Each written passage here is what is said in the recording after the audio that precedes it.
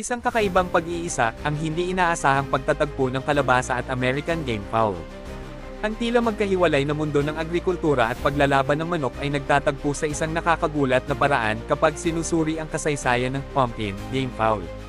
Habang ang eksaktong pinagmulan ng manok na ito ay nananatiling nababalot ng misteryo, ang pag-unawa sa makasaysayang konteksto ng parehong kalabasa at American game fowl ay nagbibigay ng mahalagang pananaw sa mga potensyal na koneksyon at ang pangkultura na tanawin kung saan lumitaw ang lahi na ito. Ang kwento ng kalabasa ay nagsisimula libu-libong taon na ang nakalilipas sa North America, na nauna sa kolonisasyon ng Europa ng maraming siglo.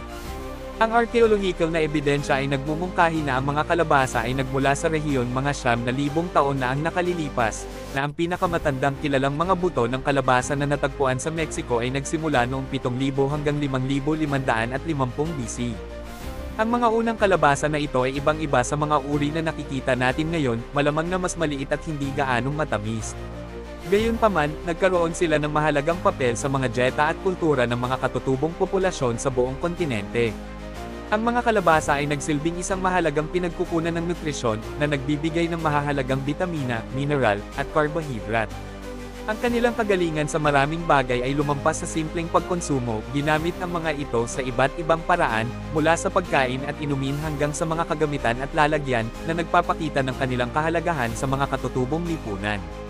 Ang malalim na nakaugat na kasaysayan na ito sa loob ng North America ay nagtatakda ng entablado para sa potensyal na paglitaw ng isang lahi ng game fowl na nauugnay sa pangkaraniwang halaman na ito.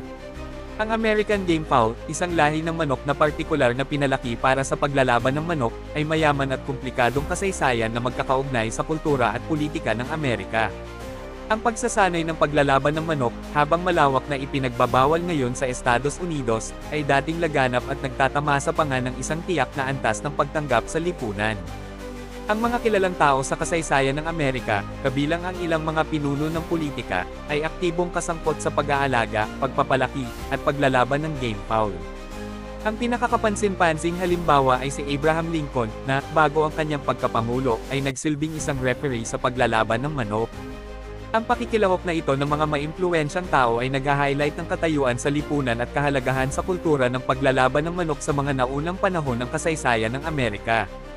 Ang pag-aalaga ng American game fowl ay isang seryosong gawain, na ang mga tagapag-alaga ay nagsusumikap na maglinang ng mga manok na may partikular na mga katangian, lakas, agresibo, tibay, at kakayahan sa pakikipaglaban. Ang mga katangiang ito ay maingat na napili at ipinasa sa mga susunod na henerasyon, na nagreresulta sa magkakaibang mga lahi na may natatanging mga katangian. Ang pangalang pumpkin, na inilapat sa isang lahi ng game fowl ay nagmumungkahi ng isang koneksyon sa kalabasa mismo, ngunit ang eksaktong kalikasan ng ugnayan na ito ay nananatiling hindi malinaw. Mayroong ilang mga posibilidad. Ang isang teorya ay ang kulay ng balahibo ng manok ay kahawig ng kulay ng mga kalabasa, na humantong sa pag-aampon ng pangalan. Ang isa pang posibilidad ay ang lahi ay nagmula sa isang rehiyon na kilala sa produksyon ng kalabasa, kaya't iniuugnay ang pangalan sa lokasyon ng heograpiya. Ang isang pangatlo, marahil masakahaka, posibilidad ay ang lahi ay nauugnay sa isang partikular na individual o pamilya na gumamit ng pangalang pumpkin bilang isang marka ng tagapag-alaga o tagapagkilala.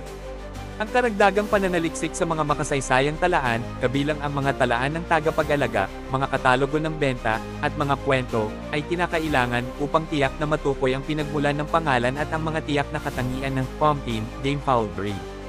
Ang potensyal na ugnayan sa pagitan ng mga kalabasa at American game fowl ay nag-highlight ng pakikipag-ugnayan sa pagitan ng iba't ibang mga aspeto ng kultura at kasaysayan ng Amerika. Ang kalabasa, isang simbolo ng mga ani ng taglagas at alamat ng Amerika, ay kumakatawan sa isang koneksyon sa lupa at sa mga katutubong populasyon na naigalinang nito sa loob ng maraming siglo. Ang American game fowl, sa kabilang banda, ay kumakatawan sa isang mas kontrobersyal na aspeto ng kasaysayan ng Amerika, na sumasalamin sa isang tradisyon ng paglalaban ng manok na may parehong mga taga-suporta at mga kritiko. Ang paglalagay ng dalawang elemento na ito, pangtila hindi nakakapinsalang kalabasa at ang mas kontrobersyal na game fowl, ay nagbibigay diin sa komplikado at maraming aspeto ng pamana ng Amerika. Sa makatuwid, ang pumpkin game fowl ay nagsisilbing isang natatanging pag-aaral ng kaso sa paggalugad ng mga hindi inaasahang intersection ng tila magkakaibang mga kasanayan at tradisyon sa kultura.